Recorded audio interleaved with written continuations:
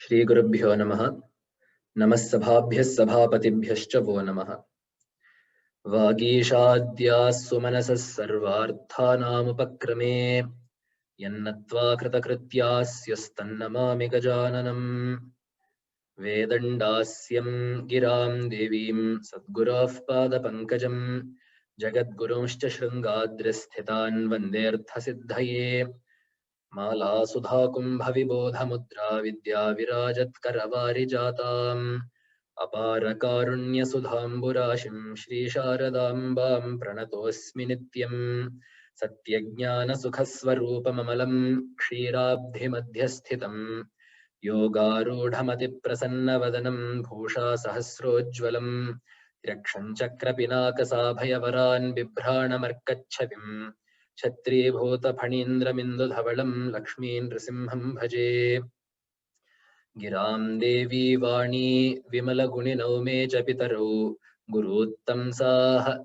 Malla Pragada Kula Bhusha Manibudha Kutumbakya Shastri Rasika Hridayaye Sahridayaha Nijashirbhih Kuryas Saphala Vachasam Maam Karunaya Shankarupena Machittam Panki Kritamabhudyaya Kinkariyasya Samaya Shankaracharya Mahaswami Prahladavarado Devo Yo Nrisimhah Paro Harihi Nrisimhopasakam Nityam Tan Nrisimhagurum Bhaje Shri Satchidananda Shivabhinavya Nrisimha Bharatyabhidhanyatindran Vidyanidhin Mantranidhin Sadatmanishtan Bhaje Manava Shambhurupan Sadatmadhyana Niratam Vishayebhyah Parangmukham Naumi Shastreshu Nishnatam Chandrasekhara Bharatim Vivekinam Mahaprajñam Dhairya Kshamanidhim Sadabhinava Purvam Tam Vidyatirtha Gurum Bhaje Ajnananjanhavitirtham Vidyatirtham Vivekinam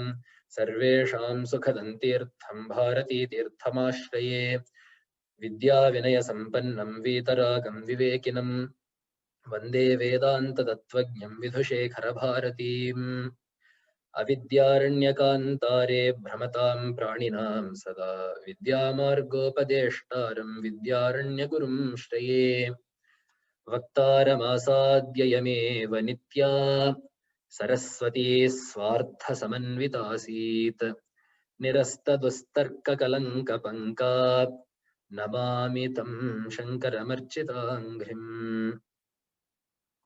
With namaskarams to the Pada Padmas of Sharadamba, Ubhay Jagat Gurus, and to all of you. Namaskarams to all of you.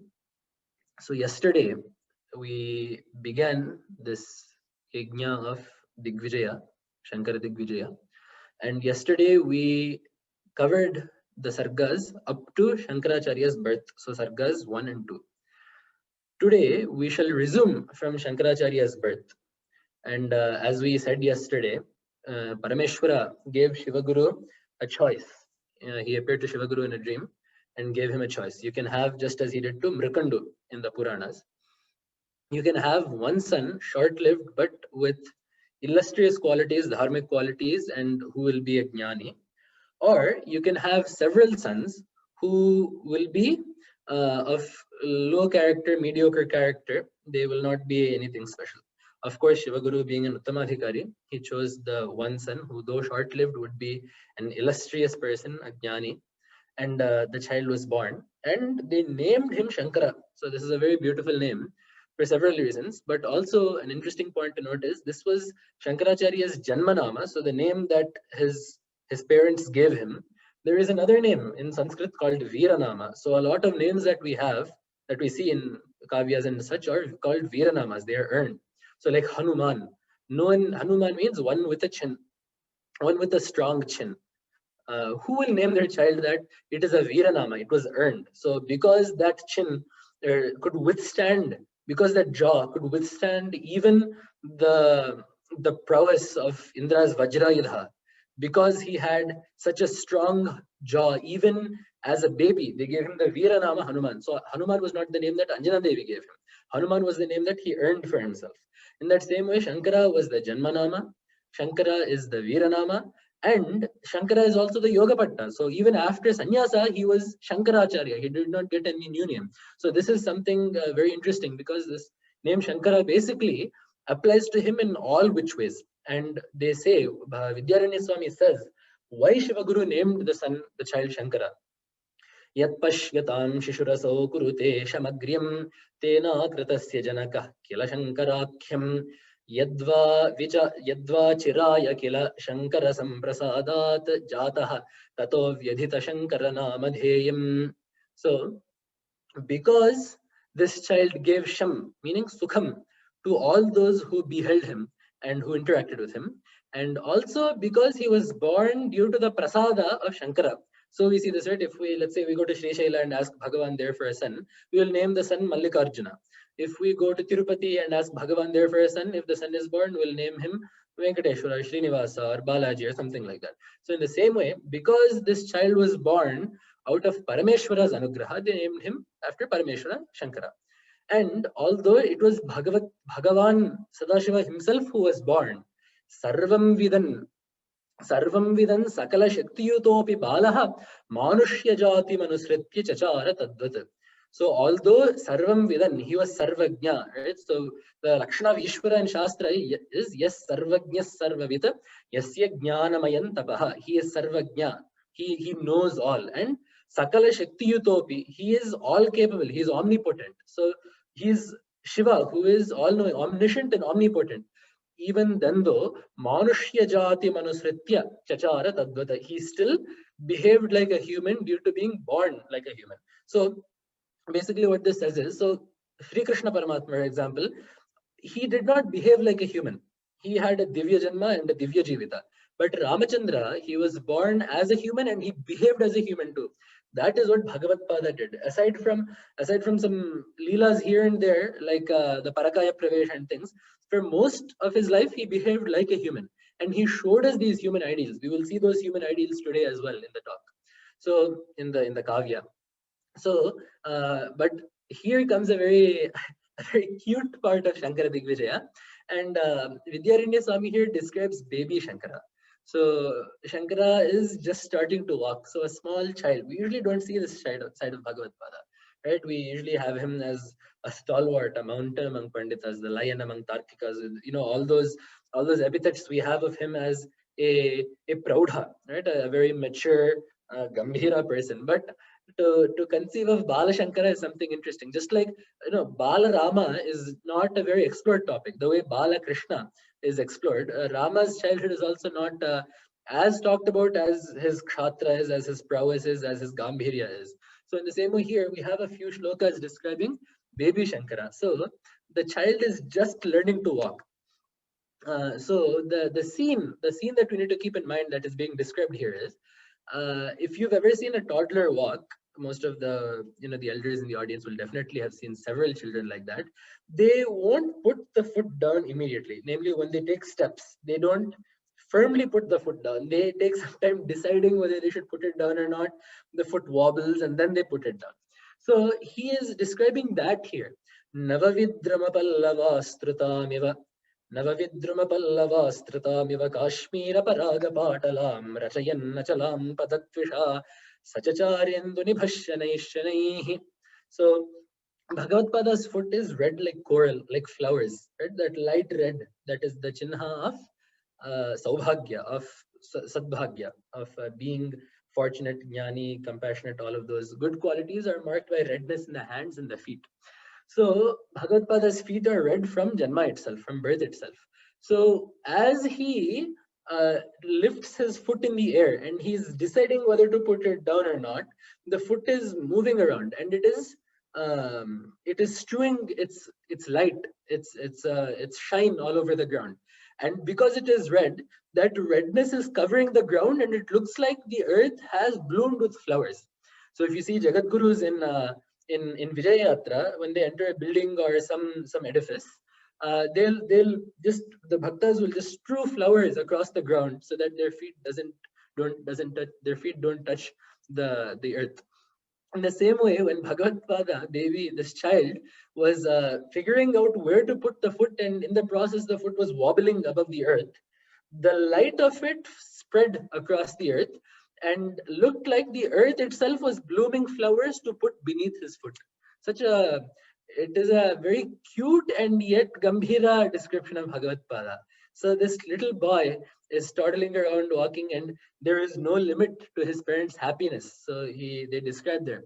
Rajya Shri Rivanayako Vedasya Rajnah Vidyeva Vyasana Vidaviyaso Budhasya Vidyeva Vyasana Daviyaso Budhasya Shubhram Shoshchaviriva Sharadasya Pitros Santoshaihi Sahavavridhe Tadiya Murtihi. So he gradually grew along with the happiness of his parents. How three beautiful similes Vidyaranya Swami gives here. Rajya Shri Riva Nayako Vidasya Rajnyaha. Like the treasury of a king who is well versed in economics and politics. Vidyeva Vyasana Daviyaso Budhasya. Like the Vidya of a scholar who is free from addictions and bad habits. And like the moon in Shukla Paksha in Sharatkala, this boy was growing, this baby, this child, this toddler was growing slowly and slowly. So three things for us to keep in mind, or more, I guess two. So for treasury to grow, we need to be well versed in Naya. So the king obviously needs to have, he needs to know economics well, he needs to know politics well, he needs to know. So in Kautilya's Arthashastra, this is called Kosha Danda. The two limbs of kingship are Kosha, the treasury, and Danda, so rule, enforcing law, rule of law. So if you can do these two things, you have achieved good kingship.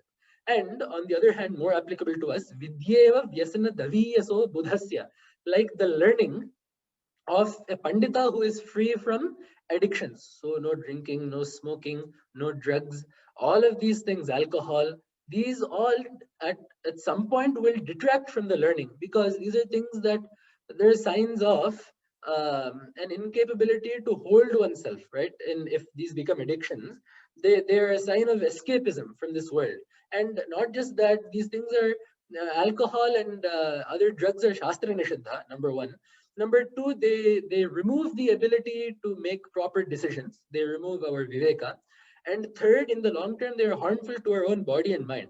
So if we wish to have good vidya, to learn well, vyasana daviyasaha. And this vyasana, these addictions don't just even have to be alcohol and drugs. Being addicted to TV, being addicted to texting, being addicted to talking to people, anything that is in excess becomes an addiction. So one that needs vidya, one that wants vidya, needs to be away from these. So just as one's vidya grows if they are away from these, in the same way that child was growing day by day, along with the happiness of his parents. And now we have come to the third sarga, which details the birth of the devatas. So iti bala mriganka shekhare sati balatvam upagate tatah divishat pravarah prajagnyare bhuvishat shastra vidam satam kule. So as Bhagavad was born to help him in his Avadhana Karya, it is said that the other devatas were also born. So Vishnumurti was born as Padmapada, Brahma was born as Mandana Mishra, Vayu as Hasta, Malaka, Agni as Stotaka. So Vidyaranya writes all of this. But one thing to note is, where were these devatas born? Bhuvi Shatchastravidam Satam Kule. So in Bhagavad Gita, Bhagavan says, Shuchinam Shrimatam Gehe Yoga Bhrashto Bhijayate Athava Yoginam Eva Kule Bhavati Dhimatam Etadhi Durlabhataram Loke Janma Yadidrisham. So Yoga Bhrashta, one who has fallen out of his sadhana in a previous life, will be born into a house that is Shuchi, that follows proper Achara, Shrimat, that is auspicious, and Shuchinam Shrimatam Gehe Yoga Bhrashto Bhijayate, or Athava, otherwise, Yoginam Eva Kule Bhavati Dhimatam. He will be born into a family of sadhakas, of yogis. So in the same way, just as the Yoga Bhrashta is born into such families, Devatas and Divya Purushas also will be born into lines that uphold Sampradaya, that uphold tradition. And so here they give two qualities that define the houses that these devatas were born into. Shat Shastra Vidam, Satam Kule. So Shat Shastra Vidam, they were all Panditas, and Satam, they were good people. So these two halves, so following Sampradaya, Sadachara, and being a dharmic, good individual, as well as being an authority in Shastras. So these devatas were all born into such families.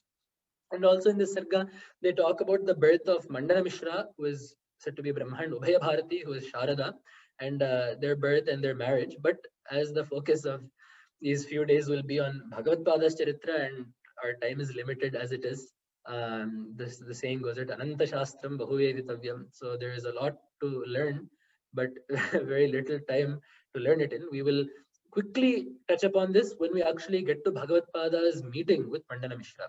So let us come back to Shankaracharya and look at the way he was learning. So it's said by the age of 2, Sarvaha Lipihi Avindat. So he learned how to read and write by the age of 2 itself. And even from the time of birth, he was showing very divine qualities. So the Daivi Sampat that is talked about in Gita, Vyam Sattva Samshuddhi, all of those he was showing. Rajasa Tamasapyanashritaha Rajasa Khelanakala Evahi. This is again a very beautiful saying to say. So he was untouched by Rajas and Tamas, even as a child, even as a 2-year-old, 3-year-old. Rajasa Tamasapyanashritaha. Rajas and Tamas did not touch him. He was always established in Sattva. But Rajasa Khelanakala Evahi. He was only touched by Rajas while playing. This doesn't make sense to us. Why? They just said that he wasn't touched by Rajas. How can he be touched with Rajas while playing? Rajas also means dhuli, dust. So if you look at little children, no matter where they play or how they play, they will somehow end up dirty. They can be inside the house, they can be outside the house, they can be playing on a pavement or in grass. It doesn't matter where they play, they will somehow come home with a dusty body. So this little boy is untouched by Rajo Guna, Rajas the Guna and Tamas the Guna. But when he's playing, because he is a little boy, he has Rajas over his body. And these games aside, though, he was a very sharp learner. Upapadana nirvyapekshadhihi sapapathahiti purvakagaman adhikavyamarosta karkashepyadhikan tarkanayet yavartata. So upapadana nirvyapekshadhihi. So he did not need things to be explained very much. So some people, as soon as they listen to something, they can internalize it, rationalize it, understand it. This is a sign of immense brain power, because it requires not only the strength, the mental capability of one to understand a topic, but also one to understand what the other person is saying. So there is a double process that goes. So the other person says something, puts it in their terms, the Vishya comes, and then we need to understand it in our terms. So if one does not need explanation, it means that they are not only capable of understanding the issue, but also of understanding the way the other person is presenting it. And this comes in handy later on in life when you have to vada. So you have to not only understand the swapaksha, but you also have to understand the parapaksha. So the bijas of Bhagavad Pada's glory and his genius were laid at a very young age. And adhikavyam arausta. So adhikavyam is an avyayabhava samasa. So kavyani becomes adhikavyam. So that samasa works that way. So in kavya arausta, he reveled in kavya, and adhikan tarkanaye karkashe atyavartata. So Tarkashastra is said to be one of the it's like a nikasha. Nikasha is a stone that is used to determine the true caliber of precious metals. So like that, Tarka is a very it is a dense shastra, and one that shows the Vaidushya of the Pathaka, of the Vidyarthi. But even in that, he attained a lot of skill. So seeing that Shankaracharya was showing such immense capability, Shivaguru wanted to do Upanayana of him in the 3rd year itself. So Shastra is Garbhashtame Brahmanam Upanayita. So in Garbhashtama, one should do Upanayana of a Brahmana. So Garbhashtama does not mean at 8 years of age. So Garbhashtama, we start count from the time that the jiva falls into the womb of the mother. So basically from the time that the zygote comes into being, from the time that the sperm and the egg meet. So basically 7 years and 3 months becomes Garbhashtama. So at that age, and then Shastra Smriti then later on gives us a leeway of 1 year on either side. So 6 years, 3 months to 8 years, 3 months is the range then, the ideal range. So even though that is the ideal range, seeing that the child is ready to undergo higher learning and is ready to pursue higher studies, Shivaguru wanted to do Upanayana, but alas, time waits for no man, and Yama does not wait for people to fulfill their desires. So very unfortunately, Shivaguru attained Shivaikya when Shankara was just 3 years of age. Shivaguru sajaran trisame shishau amrita karma vashaha suta moditaha upaninishita sunurapi swayam nahi amosya krita krita mikshate. So this is a very bittersweet moment. So here he notes Suta Moditaha, he had at least the pleasure of seeing his son and knowing that his son was intelligent before he passed away. But Trisame Shishau, so Tisraha Samaha Yasya, so one whose age is 3 years, Sama. Sama, Sharat, Varsha, Hayana. These are all words for year. So when the child was 3 years itself, Shivaguru passed away. Why did he pass away? Karma Vashaha. Quite frankly, if any of us pass away, it will always be Karma Vashaha.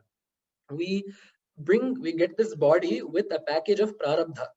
So the way prarabdha works is, uh, the portable charger that they have these days for phones, so they don't have to plug it into a socket. You have a portable charger, and once you plug that in, it is however much charge is in that, and then once that is dead, that is the charge runs out.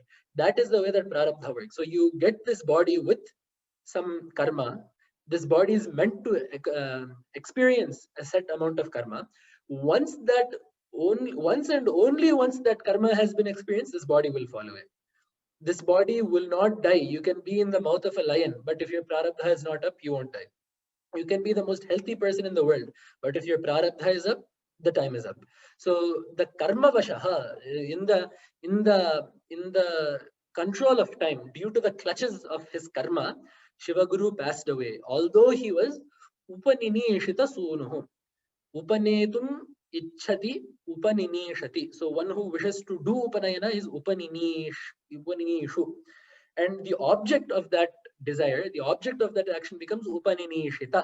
So one that is desired to undergo upanayana. So Shankara, upaninishita sunuhu. So Shivaguru, although he wanted to do upanayana to his son Swayam, he himself wanted to do upanayana to his son.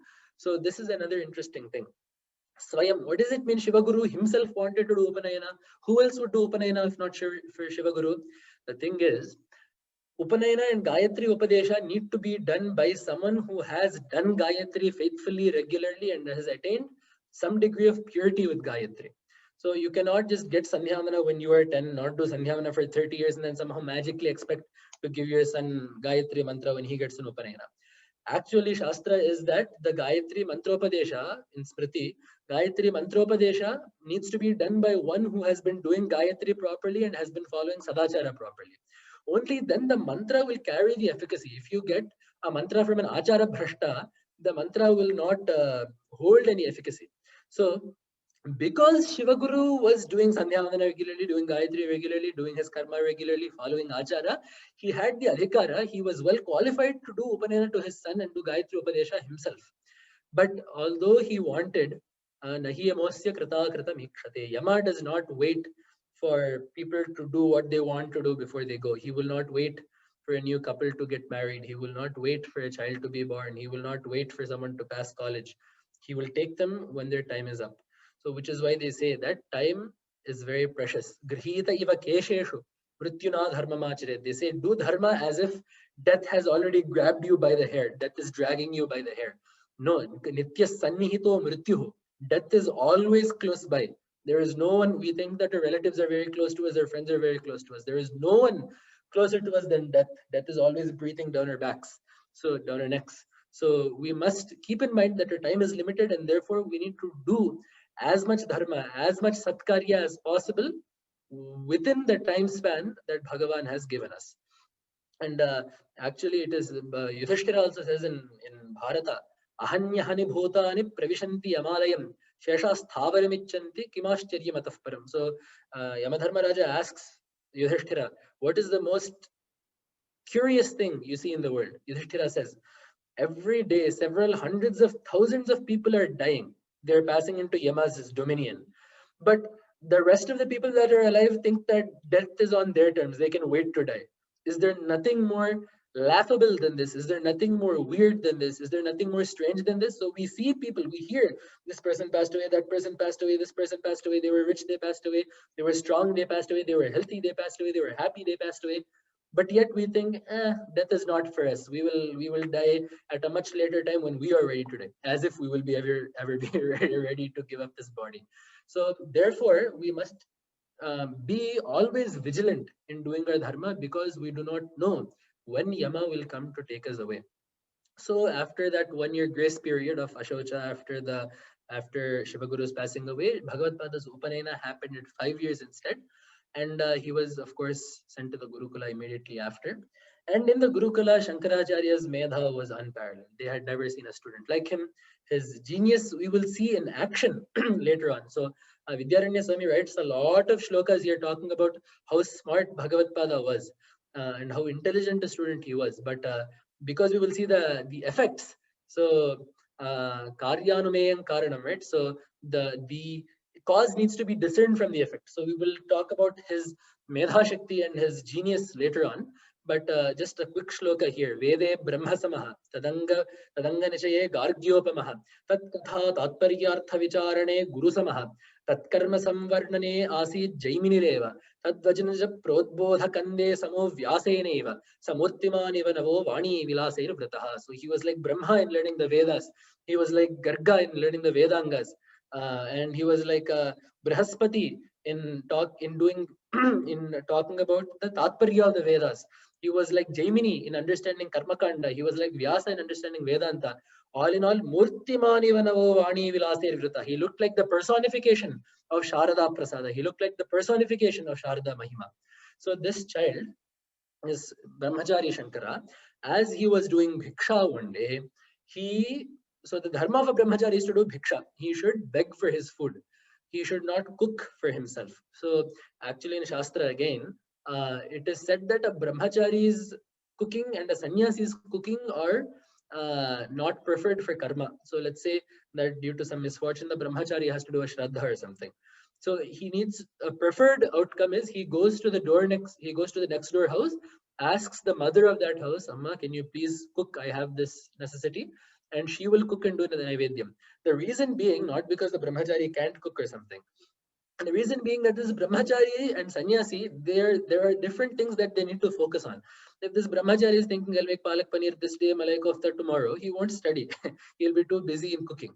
The same way the Sannyasi, his dhyasa is on Tattva Vichara, right? He is supposed to be engrossed in Brahman. He's supposed to be giving up these Laukika Sukhas. So if he sits there cooking and putting in salt and the pepper, his time is precious. So that is why they say that Brahmacharis and Sannyasis, it is best for them to do Bhiksha so they can just get their food and do what they're supposed to do.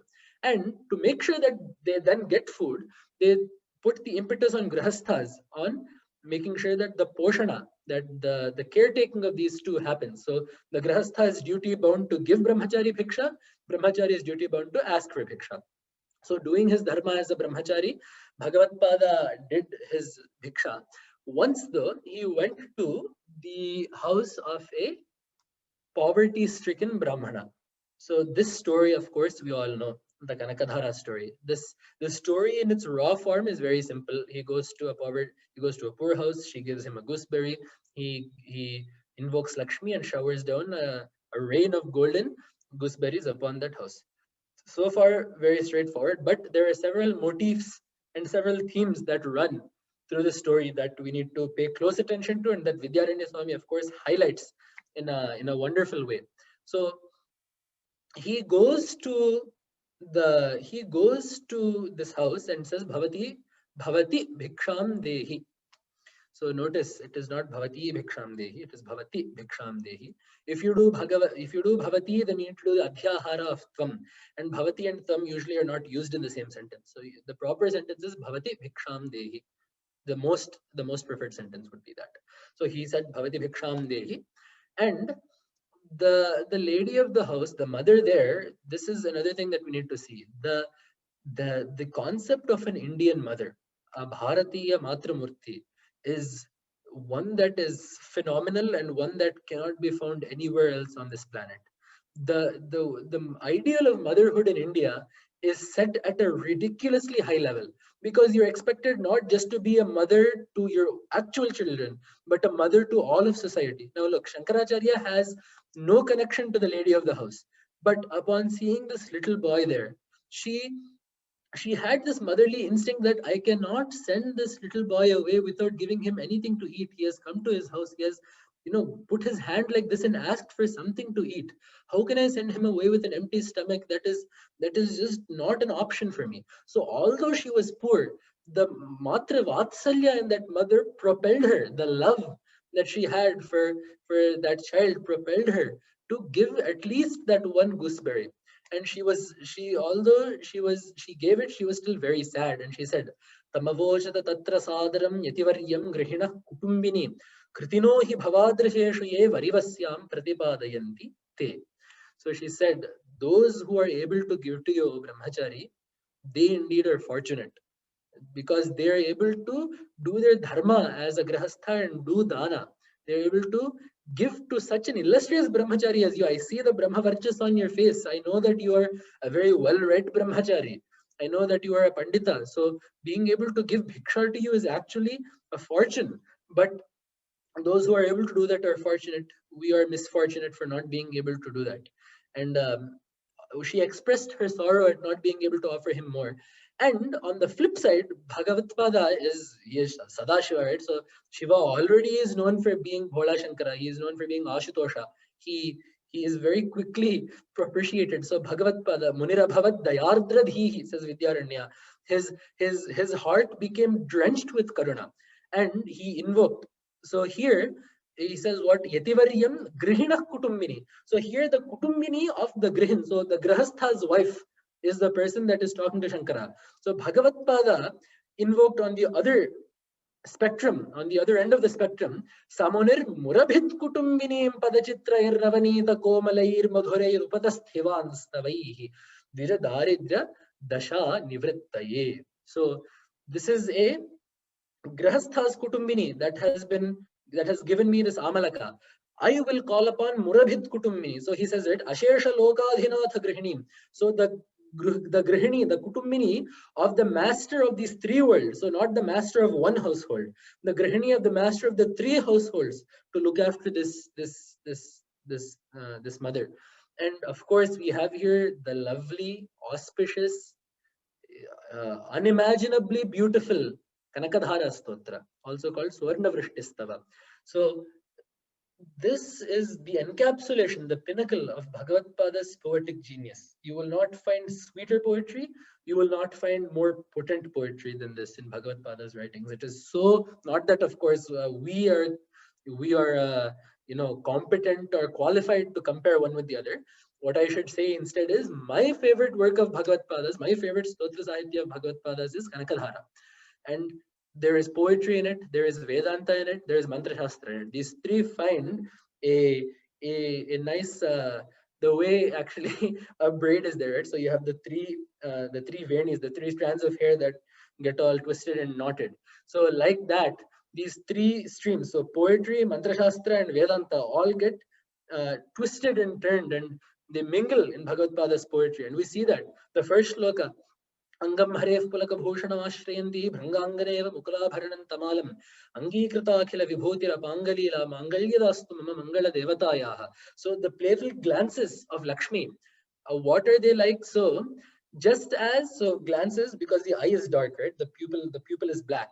So these glances are going and falling on Vishnu's body, and he, gladdened by it, romanticized by it, he gets goosebumps, horripilations. So his hair stands on end because he gets excited.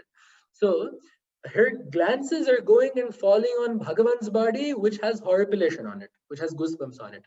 The upamana, the simile that Bhagavatpada uses is Bhrangangana eva Mukulabharanam Tamalam, like a bee that goes to the Tamala tree with blossoms. So the bee is dark, coupled with Devi's eye. Tamala Vriksha is black, coupled with Bhagavan, who is Meghashyama, dark. And the tree has blossoms, buds on it. Bhagavan has these goosebumps. So such a wonderful simile. So the imagery of a bee going to a giant tree that has just flowered, and Devi's glances going to only Vishnu and enjoying his saundarya, is this wonderful amalgamation of both Drishya, Upamana and Upameya. And if we are looking at the Vedantic aspect, Bahvantare Murajita Shritakaustubhe Ya Haravaliva Harinilamayi Vibhati Kamaprada Bhagavatopi Kataksha Mala Kalyanam Avahatume Kamalalayayaha Kamalalayayaha Kataksha Mala. So these first 5 or 6 shlokas are devoted to only describing the glances of Devi. Kamalalaya, that Devi that sits in a lotus, Kamalalayayaha Kataksha Mala, that string of Katakshas. Kataksha is a glance. Why a mala? Because The Devatas are very lucky. They're animishas. They don't blink. And Devi will not take her eyes off Vishnu. So if she is looking at him, it is a continuous stream of glances that are flowing from her eyes to Bhagavan's body. So Kataksha Mala. And how is that there? As we said, these glances are said to be dark in color. So Bahvantare on Murajitaha. So on the chest of the slayer of Mura, on the chest of Mahavishnu, Shrita Kaustubhe, that chest is already adorned with Kaustubha. But on that, this is becoming like Haravaliva Harinilamayi Vibhati, because sapphire is dark. The garland of these glances looks like a garland of sapphires on Vishnumurti's chest. And that is not the pinnacle of these Katakshas' glory though. Kamaprada Bhagavatopi. This is, I don't know, this is, they say Aksharalaksha was given in the olden days for poetry that was incredible. This poetry surpasses that. Kamaprada, these 1, 2, 3, 4. Kamaprada Bhagavatopi. So 9 letters are so beautiful because they carry so much weight. Bhagavataha api Kamapradaha. Kamaprada means that which gives the desired fruit, that which gives the desired object. So they are able to give even wealth to Bhagavan. There is actually a nice saying that the only Avathara that we will see Vishnu without Lakshmi in, or without Lakshmi physically wedded to him, is in Vamana Avathara, right? Because he was a Brahmacharya then. They say that because Lakshmi was there, he had to go and beg from Bali. In every other Avatara, Varaha, Narasimha, Rama, Krishna, he lived in opulence. There was no limit to his Aishwarya. But because Lakshmi wasn't there in Vamana Avatara, he had to go and beg. So even Tyagaraja says, Ma Janakini Chatta Avattaga Maharaja iti Rama. Rama, the only reason you enjoyed the luxuries of a king is because you married Sita. Otherwise, you would have stayed in Vanavasa in the forests. So Devi's eyes, her glance is powerful enough to even give Bhagavan whatever he wants. The stronger meaning is this word kama can mean both kamana, namely bhavartha, and kamita, so karmartha. So kama can mean both desire, so the act of desiring, or kama can mean the object of desire or the act of desiring. So kamaprada means those glances we can incite desire in even Vishnu. So not just the glances that can grant Vishnu's wishes, that can fulfill Vishnu's desires, those glances that can incite desire in Vishnu. This is a very important Vedantic statement. So actually even in this stotra he later says, Praptam padam prathamatah khalu yat prabhavan mangalya bhaji madhumathini manmathena. The only reason Manmatha was able to set foot in Vishnu's heart is because he had the backing of Devi's eyes, so of Devi's glances. So otherwise, Manmatha, there is no question of him being able to take a hold of Vishnumurti. We already once he went on Shiva and got a nice gift for that action. He became ash, and it again took Kama Sanjeevana Aushadhi. So he took again Devi's glances there to make Kama be born again. So Kama only takes hold of Bhagavan if he has Devi's backing. So here, what that means is the Tadaikshata. So in Vedanta, in Upanishad, it says Tadaikshata Bahusyam Prajayaya. So obviously Brahman before is Satchidananda. So Nirguna Nirakara, without name, without form. And Nischala, Nirvikara. So all these nirs that we have, there was no Vikara. Vikarartha means there was no change. Satatvataha anyatha pratha is the definition of vikara. So a change in the way something is called vikara. So until that, it is called adya spanda in Tantra. In Tantra, it is called adya spanda, the first throb of desire that underwent in that being, in that Brahman, was that bahusyam prajayaya, I shall propagate. So this is the first desire that Brahman had, the first desire that that Brahman, that Ishvara put forth.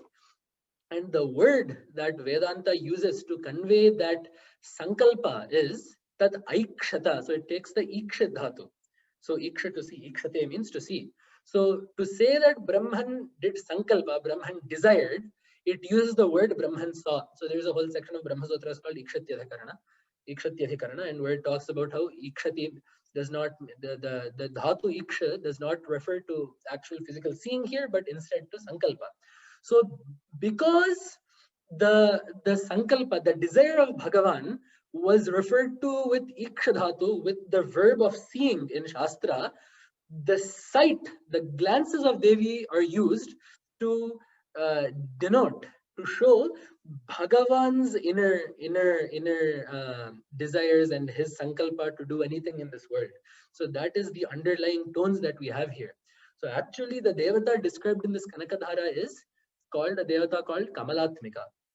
So when we do worship of Devi, there are 10 modes that we worship her in, called Dasha Maha Vakyas, 10 different lenses that we can view the Adi Shakti that runs this world, but yet transcends this world through. So she is Tara as Vak Shakti, she is Matangi as Bhuvaneshwari, as Tripura Sundari, as Chinnamasta, as Bhuvaneshwari, as Bagalamukhi, as Bhairavi, and also the last of the Dasha Maha Vakyas, the 10th is Kamalatmika. And if you look at Kamalatmika, the Dhyana Shloka for Kamalatmika that is given in Tantra, it tallies almost exactly with the description of Devi in this. So Sarasejnalaye Saroja Haste Dhavalatamam Shuddha Gandhamalya Shobhe Bhagavati Harivallabhe Manognye Tribhuvana Bhuti Kari Prasida Mahyam. Sarasejnalaye, sitting in a white lotus.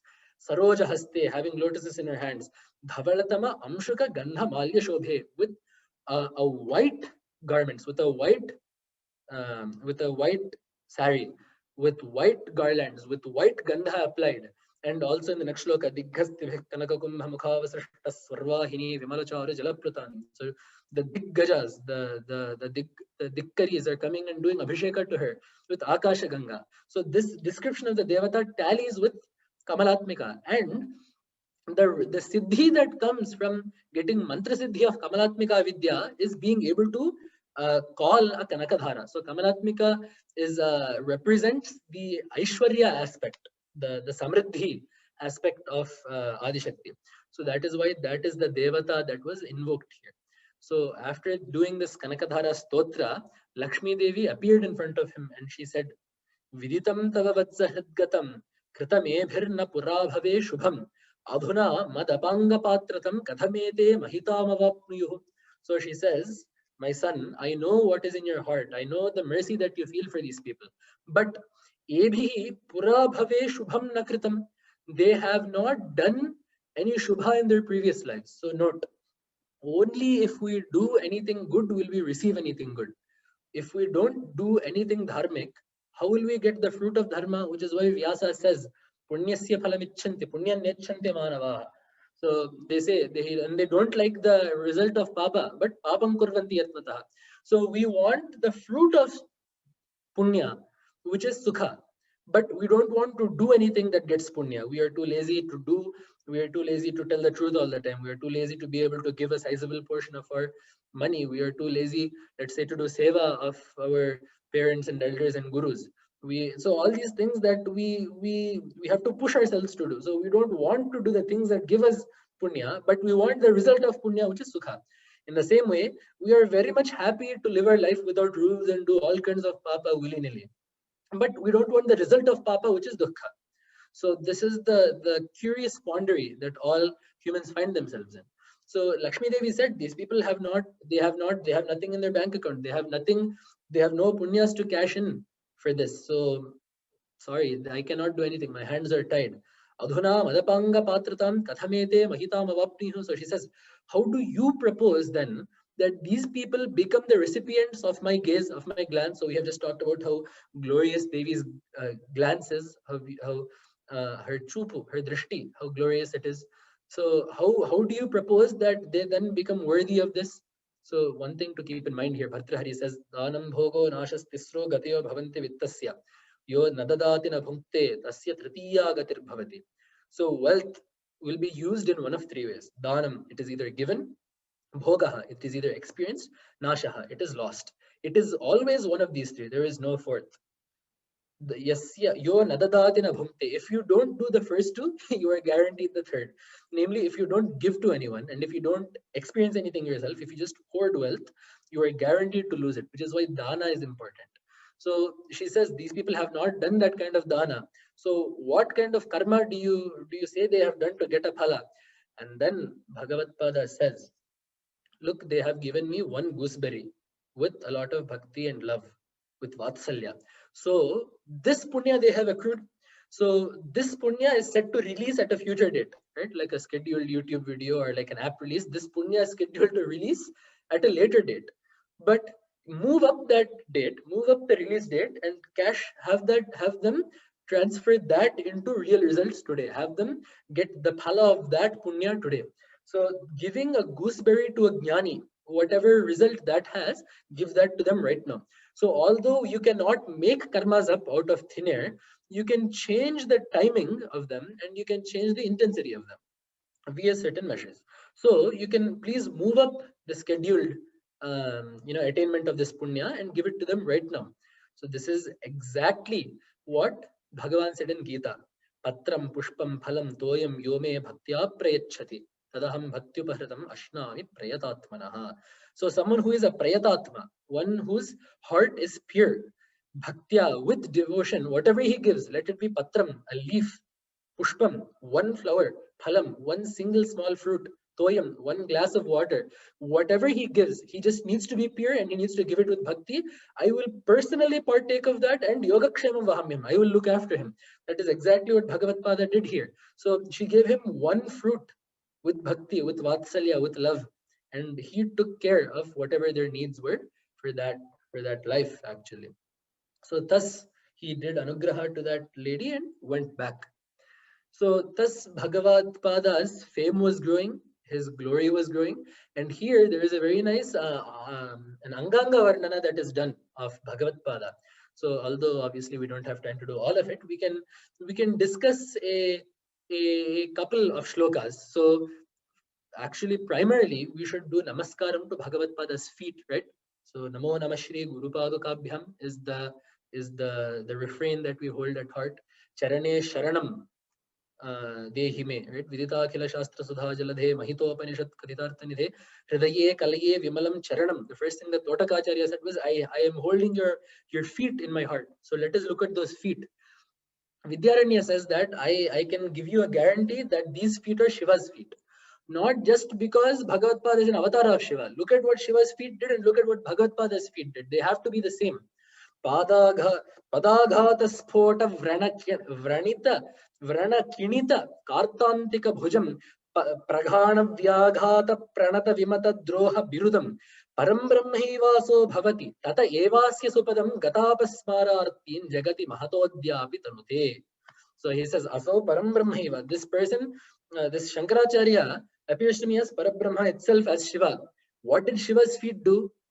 Padaghata sphota vrana kinita kartantika bhujam. With the padaghata, with the kick of his foot, vrana kinita, he left scars. He left the scars of wounds. Kartantika bhujam. Kritanta is yama. Yamasyedan kartantikam. Kartantika bhuja, kartantika bhuja. So the chest of Yama was left scarred, gashed, and wounded when Shiva kicked it. This is one thing that he has done.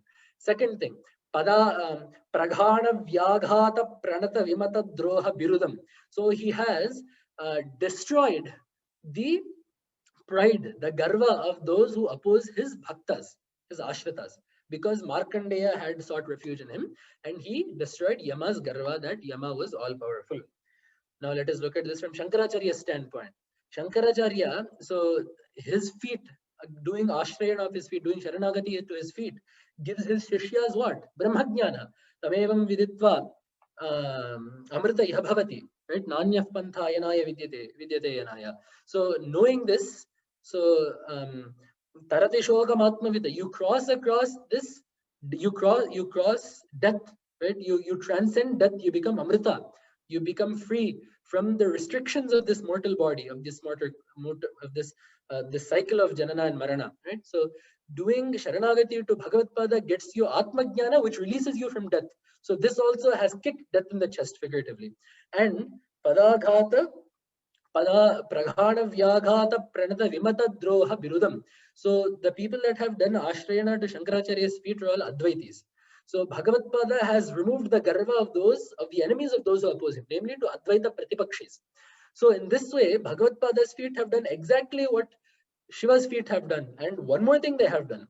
So under Dakshinamurthi's foot, there is a Rakshasa that is always being pressed down. His name is Apasmara or Apasmaraka. So he stands for all the negative tendencies of the mind that prevent us from being receptive to Brahmajnana.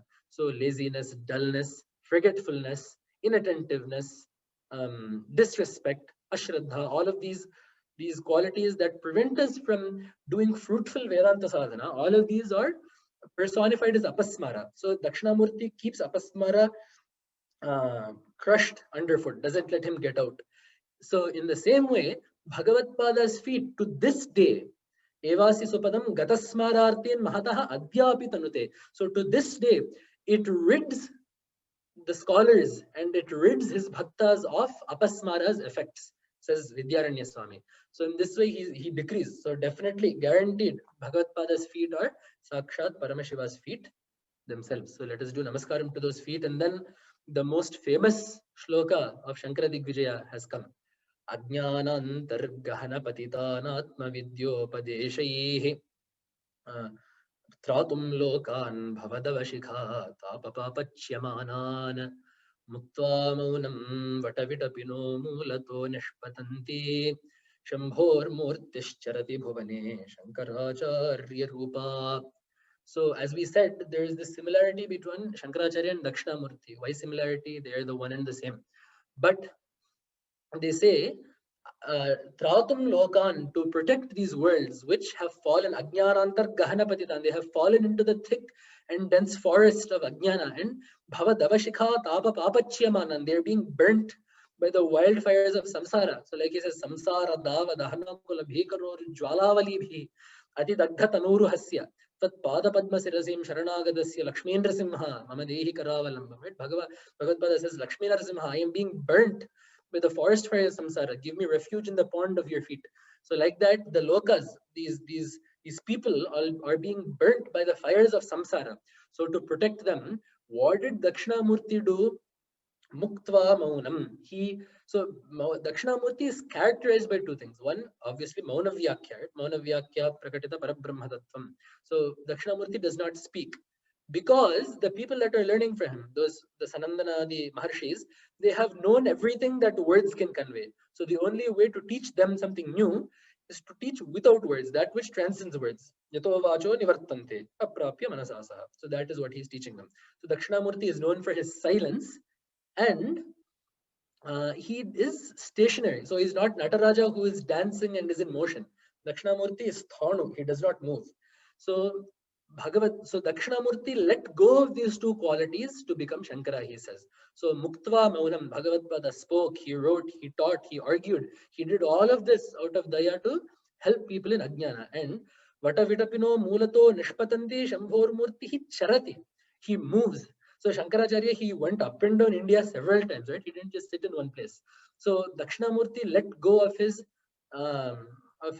stationary nature as well as his silence, and gave darshana to everyone as Shankaracharya, which is why if you see Dakshinamurti in his hands, he has Spatika Rajatavarnam Muktiki Makshamala Amrita Kalasha Vidya Jnana Mudra Karagraihi Dadhata Muraga Kakshan Chandrachudam Trinetram Vidhrita Vividha Bhusham Dakshinamurti Mide. Right? This is a Dhyana shloka of Medha Dakshinamurti. So Spatika Rajatavarnam Muktiki Makshamala. He's holding an Akshamala in one hand, Amrita Kalasha in another hand, Jnana Mudra and a Pustaka in another hand. If you get rid of the Amrita Kalasha Hasta and the Mala, the Akshamala Hasta, the two hands that are left are Chinmudra and the Pustaka, which is why we show Bhagavatpada in that form, in that particular Rupa, whenever we do his Chitrapata. So that is the reason why we see him like that. So Bhagavatpada came, and of course there is a long description of his teachings and all, which we'll see when we come to talk about his Vijaya Yatra. But one thing to note here is, in the Gurukula, Bhagavatpada studied outside of syllabus. So the syllabus at the Vidyalaya was Vedas and Vedangas. So only these two were in syllabus. But Bhagavatpada went a step further and he studied all the darshanas as well. So Kapila's Sankhya, Patanjali's Yoga, Gautama's Nyaya, Kanada's Vaisheshika, Jaimini is Purva Mimamsa, Vyasas, Badarayanas, Uttara Mimamsa. So he studied all of these and affirmed for himself the conclusions that the Acharyas of those granthas had drawn. This is important because we see here already he is ready to put his Avathara Karya in place. He is not around to waste time. He is very much on a mission. He knows what he needs to do, so he is just getting the groundwork for that done. So he gets the darshanas, he does a thorough analysis of what what is correct to what degree and how to do samanvaya of these. And he got the anumati of his teachers to return to do samavartana and come back to his home. And when he came back, he expressed his desire to take sannyasa. He expressed his desire to take sannyasa to his mother. So a brahmachari needs to get the mother's permission to take sannyasa. The father is immaterial. The mother needs to give permission. The same way a grahastha needs to get permission from his wife to take sannyasa. So if the wife permits, if the mother permits, only then the person can take sannyasa. So he asks, but Aryamba is so attached to her son. She is so overcome with love for her son that she could not stand to be separated by him. And Bhagavatpada tells her there, Amma, why are you so attached to this mother-son relationship, like more than you need to be? Prabalanila Vega Velita Dhwaja Chinamshuka Ketu Chanchalam Api Mudhamati Kalevare Gurute Kasthira Buddhim Ambike Amma. This body, you know what this is like? This is like Prabala Anila Vega Velita Dhwaja Chinamshuka Ketu Chanchalam. This body is about as stable as a flag in a heavy breeze. So this body is as stable as the cloth of a flag on the top of a pole in a strong wind. So who will trust that this body will stay forever? Do you think you will be there forever to see me, or do you think I will be there forever to see you? One of us will have to go before the other. It's not like we will be staying here forever. And also, Katinama Suta Nalalita Kativaneha Vadhura Bhunjmahi Kvanute Kvachataha Kvava Vayam Bhavasangha Kalu Pantha Sangamaha. This last line can be underlined in red. Bhavasangha Kalu Pantha Sangamaha. Very quotable statement. So, Amma, how many thousands of lives you have had, and in those lives, how many thousands of sons would you not have raised, and how many spouses would you not have taken, whether husband or wife, in those thousands of lives? So where are those sons now? Can you show them to me? Where are those parents now? Where are those parents? Where are those spouses? They're gone. That life is over. That bandha is over. These are all bandhas of the sharira. When that body is gone, the bandha is gone. Why do you hold on to these and put so much stock in these? Bhavasangaha khalu pantha sangamaha. Meeting in samsara is like the meeting of travelers on a path. So I will be going one way, another person will be going another way. We will meet by happenstance. We will meet. We may even travel together for some time, but at some point our paths will diverge and we will have to go our own ways. That is the way that the world is. Actually, in Telugu Bhagavata, Bhishma says something very nice to Yudhishthira. Vayuvashambulai yagasi minta yagasi varyadharambulu minta kuduchun payuchunundu kaivadi. Prapanchamu sarvamu kalatantramai payuchu kuduchunundu. He says, just as the wind drives clouds together and drives them apart later on, in the same way, karma in this world drives people together and drives them apart. There is nothing that happens because people want it to. So we cannot make this body stay any more than the prarabdha allows it to. So Shankaracharya told his mother all of this. But if you note Aryamba's nature through this Shankara Digvijaya, she did not understand this. Aryamba, it may be due to the love that she has for Shankara, but she did not really imbibe the teachings that Bhagavatpada told her or told other people. So this happens numerous times. So here, Bhagavatpada told her about Vairagya. She did not take it to heart. And later, when she's on her deathbed, Bhagavatpada, to give her Kaivalya, to give her Sayujya, he teaches her about Nirguna Brahman. She says, I'm not interested in any of this and I don't understand it. Tell me something else. So then he gets her darshana of Vishnu and Shiva and then gives her mukti. That is a different story. But the point here being, Aryamba, due to her intense love for Shankara, does not take in any words of Vairagya when it comes to the relationship with her and Shankara. So Bhagavatpada, this story we all know, of course, the crocodile incident. So he goes into a lake to take bath. The crocodile grabs his leg and he says, Amma, at least in these last moments, let me take sannyasa. And the mother, unable to see, unable to deny the son a request when she thought that he would be lost to her very shortly, she agrees. And then immediately, as if by magic, the crocodile leaves him and goes away. Now, there's another thing we need to think about here. This is not the this is not the first crocodile to catch hold of a Bhagavata's leg. Right? Already one caught Gajendra back in Bhagavata. So what is the use of taking sannyasa to release oneself from a crocodile's clutches? So if a crocodile grabs your leg, you will fight it, you will yell it, you will poke at it, you will hit it or do something. How does taking sannyasa help the situation? Sannyasa is the one ashrama where you can become one with other bhutas. You can become one with other beings. You can promise them abhaya and you will not experience fear from them. Right? So that is why if he takes sannyasa, his hope was that the crocodile will realize that the brahmacharya and the brahma tattva in him will become evident and it will lose vairabhava towards him and go away, and that is what happened. So now Bhagavatpada leaves his mother and goes to a teacher to learn. Why does Bhagavatpada have to go to a teacher to learn? So Bhagavan says in Gita, Lokasangrahamevartham sampashyan kartumarhasi. Right? Yadyad acharati shrestha tattadevetaro janah. Sayat pramanam kurute lokastadanuvartate. Utsideyurame lokana kuryam karmachedaham. So all of these statements Bhagavan gives. He says, I need to follow the rules that I have set so that other people will follow it. So to show us that we need to go to Guru to learn Atma Tattva, to learn Vedanta, to learn Shastra. Bhagavatpada, although he was Sarvajna, went to a Guru to learn. And of course, we have Veda Vidhi too. So, Tad Vijnanartham sa Gurumeva Bhigachet Samitpani Shrotriyam Brahmanishtham. So, this is a very famous statement that gives not only the way that this is called Guru Upasadana. So, the approaching of the Guru to learn. Guru Upasadana is done. And also the qualities of the Guru. So, the Guru that you're approaching needs to be Shrotriya. Needs to be well versed in Veda and needs to be living by the Veda. Brahmanishtham. He needs to be established in Brahman. So that person is the best teacher, the proper teacher to teach about Brahma Vidya. Now, how should the student go? Tad Vijnanartham. So Tat Nama Tatpadavachyasya Brahmana Vijnanartham. Jnanartham.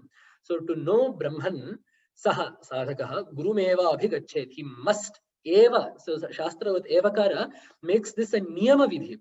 So when there are in Mimamsa, when there are several ways to get something, for example, you need to get the husk of grain to make some purodasha or something, but they'll say vrihin avahanti. So vrihin avahanti, namely you need to get I don't know what the English is, rokali and danchali. So you need to pound with a pestle. With a pestle, you need to pound the harvest. You need to pound the paddy until the husk comes off. So this is called a niyama vidhi. So although there are numerous ways of getting the husk off, the Veda says that you need to pound it with a pestle. In the same way, this is a niyama vidhi. Although there might be several ways to study Brahman or to study Vedanta, Veda limits it to this one thing, which is you need to go to a Guru and learn it from him. So Tadvijnanartham sa Gurum eva abhigachet samitpani. You need to hold darbhas in the hand. Actually, in Bhashya here, though, Bhagavatpada says, Samit Samyak Evayati iti Samit. That which causes the teacher's happiness to grow is Samit. So whatever upahara, whatever gift, whatever offering you can bring to the teacher that will make him happy, bring that. Samitpani Shrotriyam Brahmanishtham. So that is the way that we need to approach a teacher. And not only that, Acharyavan Purusho Veda. When talking about who is capable of knowing this Brahman, Acharyavan Purusha Sadhaka again. So the person who is only the person who has an acharya will know this Brahman. So it is very important that we seek refuge in our gurus, in the Jagat Gurus, to get this Brahma Vidya. So he says, Sampradaya Paripalana Buddhya. With the intention to carry out Sampradaya, he goes to the teacher. And to this day, in Pathashalas and in Gurukulas, when this Vedanta Patha happens, so Patha commences on Shravana Purnima. So Shravana Purnima, we change the Yajnapavita, but also that is the day that Patha starts. So that is the day that classes start.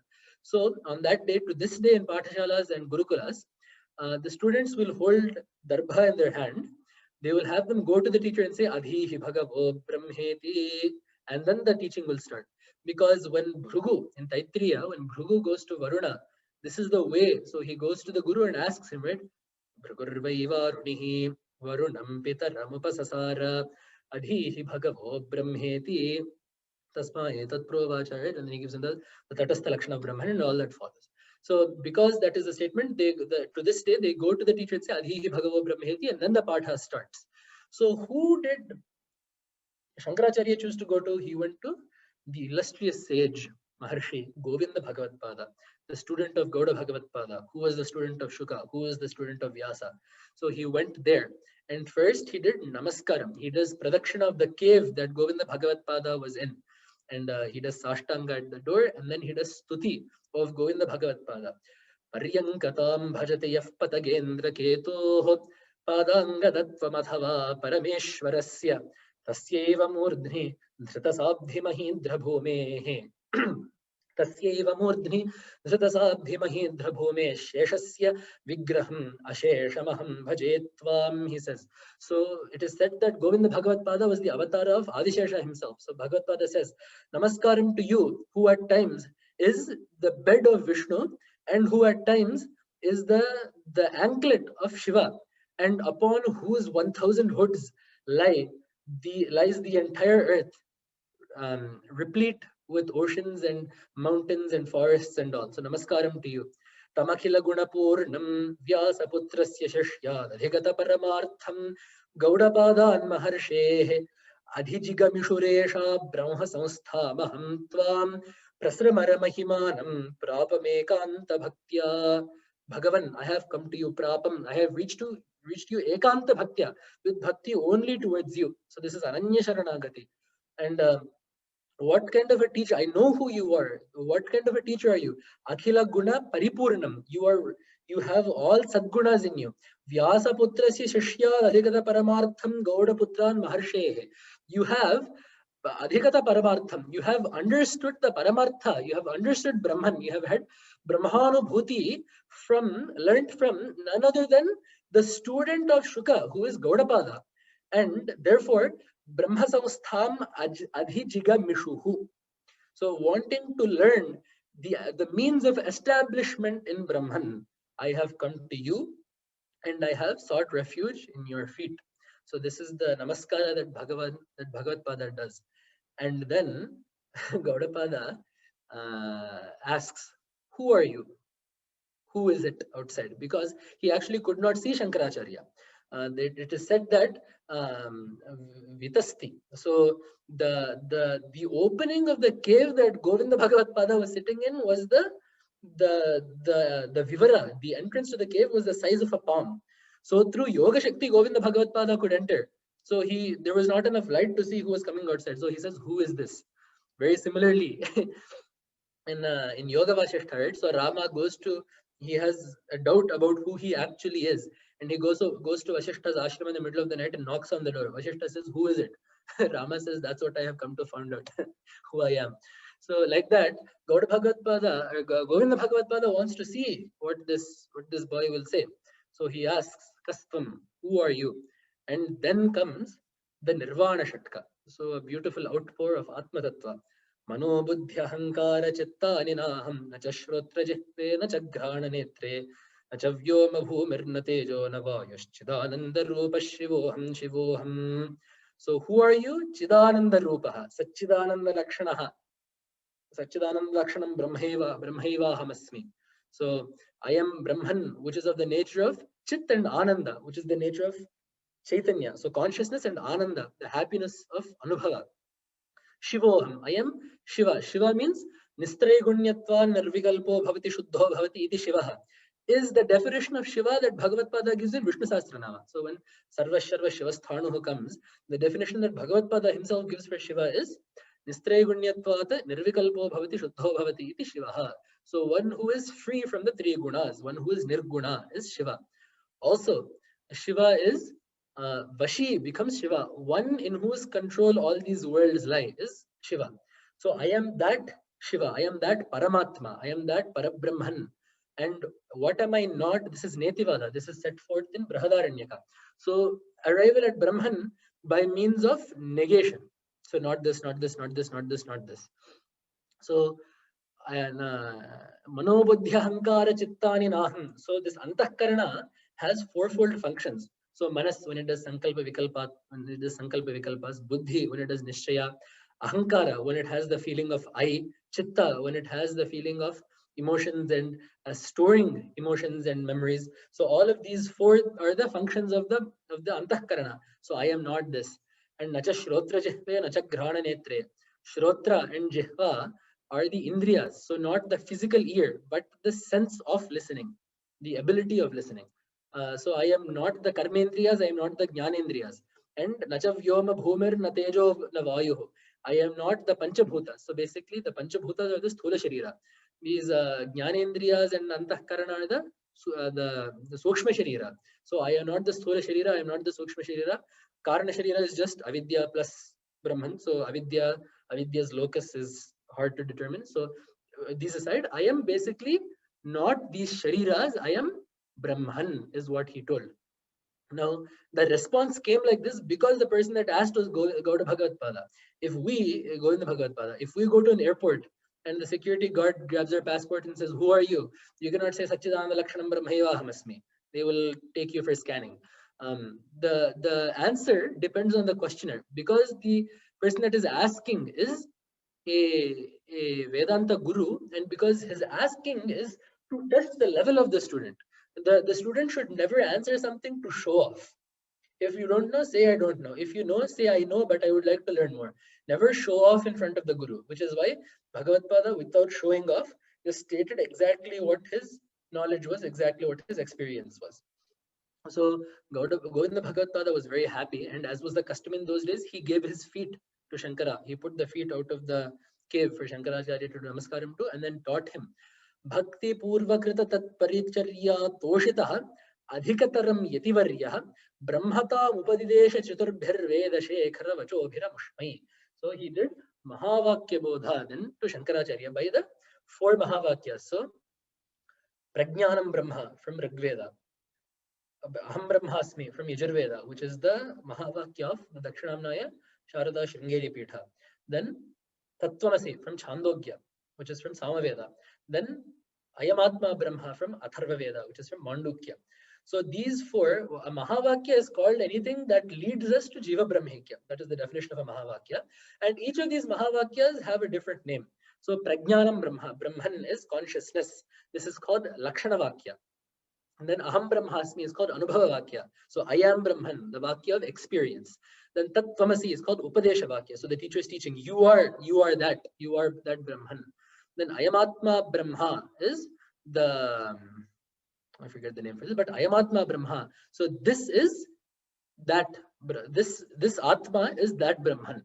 So these Mahavakyas are the essence of the four Vedas. So he taught this. And not just this, very importantly, he taught him the Brahma Sutras. Sampradayika Parashara Putra Prokta Sutra Mata Gatyanurodhat Shastra Gudha Hridayam Hi Dayalo Kritsnamapyayam Abuddha Subuddhihi. So he learned the rahasyas of the Brahma Sutras. So Vyasa, we have what is called Prasthanatrayee. So we will discuss that in the coming, but in the next day's lecture, when you talk about Bhagavatpada's Prasthanatrayee Bhashya.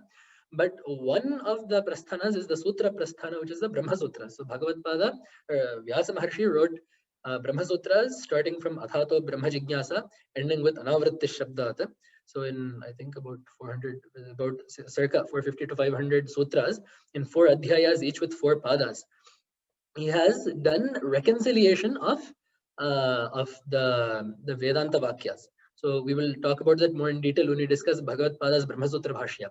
But it is a very important text to Vedanta, and that he learned from Govinda Bhagavatpada himself. So it is very important that we understand this Guru-Sishya Parampara. So let us close today after doing Namaskaram to that Parampara. Narayanam, Padmabhuvam, Vasishtham, Shaktincha, Tatputra, Parasharancha, Vyasam, Shukam, Gaudapadam Mahantam, Govinda Yogindram, Atha asya shishyam Sri Shankaracharyam athasya padmapadancha hastamalakancha shishyam tan totakam vartikakaram anyan asmad gurun santatam anatosmi. So this is the Guru Stotra Patha that they do before Brahmasutra studies. So Narayanam starts from Narayana. Call him Narayana, say Sadashiva Samarambham or Narayana Samarambham. Both are there. Narayana, Sadashiva, whoever it is the same Lakshana. And Bhagavata,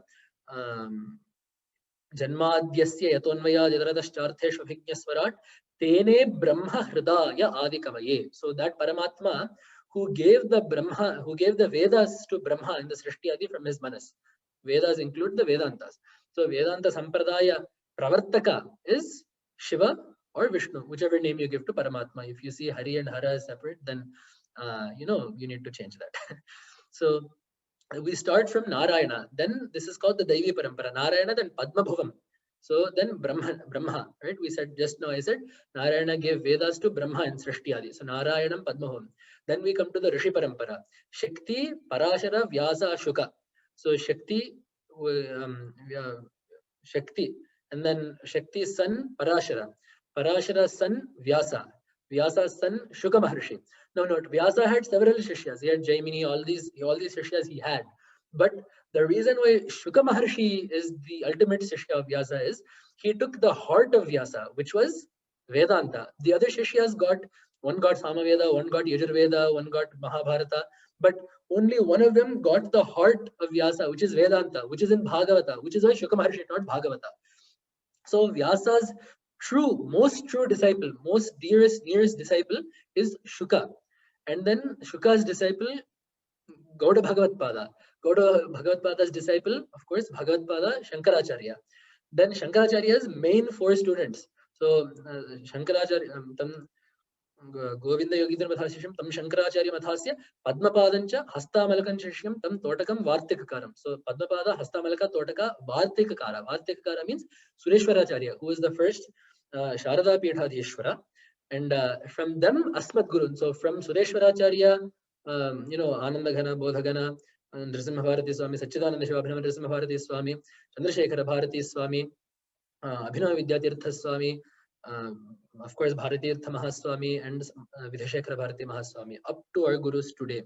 This is the Guru Parampara that has preserved quality immaculately, has preserved Sampradaya perfectly, which is why they say Sampradayika Parashara Putra Prokta Sutra. So this is a Sampradaya. What is Daya? Daya means that which is given, which is why our relatives are called Dayadas. Dayam Atti iti Dayadaha. So they eat, they enjoy the divided portions, or the given portions that have been passed down from generations. So if the father has some wealth, it is passed down. That is Dayam. So Sampradayam, that which is given very well, that which is given and preserved very well. So this is the Sampradaya and the Parampara that we belong in. And all of these gurus, we see a very common quote from Kalidasa, quoted when talking about our gurus. Pradipito Deepa Iva Pradipat. So if you light a lamp from another lamp, like we do in Deepavali, right? If you have a firecracker, you light one firecracker from the other, or you light one lamp from the other. Can you tell, does the second lamp burn any differently than the first lamp did? It is an exact carbon copy, only thing is different Sharira. Which is why I used to be sad that I did not have the fortune to see Abhinava Vidyatirtha Swami. Because I've heard so much about the great Acharya and read so much about him. So I really wanted to see him. So I asked my Vedanta teacher, and he said, don't worry, if you've seen Bharati Tirtha Swami and if you've seen Vidheshekara Bharati Swami, you have seen everyone back up to Shankaracharya. Because everything they do, we can see that even in Sannidhanam Varu today, the way he does puja, the way he speaks even, sometimes the examples he gives, they are exactly the way that Mahasannidhanam Varu used to do things. It is a level of Guru-Sishya perfection that it is very rare to see anywhere else. We are lucky to count ourselves as Shishyas, as Guru Bandhavas of this Parampara. So doing Namaskaram to this entire Parampara from Mahasannidhanam Varu and Sannidhanam Varu today, all the way back to Narayana and Sadashiva at the beginning of the Parampara. I will close today. Tomorrow this is the 5th Sarga. Tomorrow we will see the 6th Sarga, which starts from Bhagavat Pada's Leelas in this Gurukula, and but more importantly his Prasthanatrayi Bhashya we will see tomorrow. इत्येषा वाङ्मयी पूजा श्रीमच्छङ्करपादयोः अर्पिता तेन देवेशः प्रीयतां मे सदाशिवः तव तत्त्वन्न जानामि कीदृशोऽसि महेश्वर यादृशोऽसि महादेव तादृशाय नमो नमः मङ्गलं स्तम्भडिम्बाय मङ्गलं मृत्युमृत्यवे मङ्गलं रौद्ररूपाय नारसिंहाय मङ्गलम्